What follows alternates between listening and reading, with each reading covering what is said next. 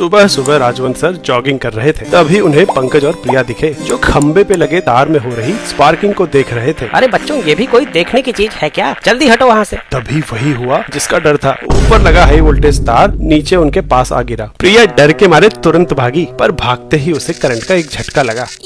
हाय रे, मैं तो पूरी हिल गई। ये तार से दूर खड़ी थी, फिर भी इसे करंट लग गया। मैं पास खड़ा हूँ, फिर मुझे झटका क्यों नहीं लग रहा? वाह बेटा, मुश्किल घड़ी में भी क्यूरियोसिटी। वहीं खड़े रहो, भागना नहीं। सर, बिना भागे यहाँ से कैसे निकलूं? करंट हवा से तो आया नहीं, तो जरूर जमीन से ट्रैवल कर रहा है। तो मुझे क्यों नहीं लग रहा? उसी वजह से जिस वजह से इस तार पे बैठी चिड़िया को करंट नहीं लगता।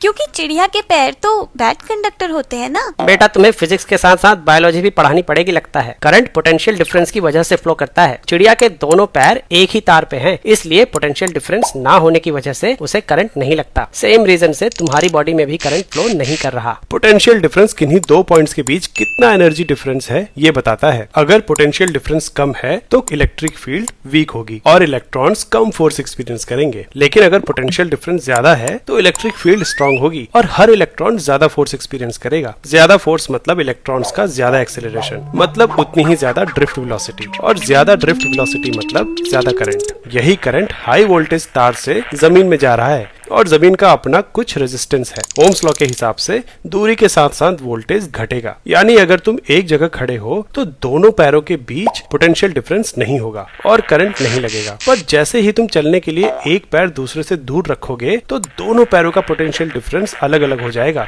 और बॉडी से करंट फ्लो करने लगेगा। मतलब पैर ज्यादा दूर नहीं रखने हैं। हाँ, दोनों पैर पास रखो और कंगारू की तरह फुदक फुदक के वहाँ से निकलो।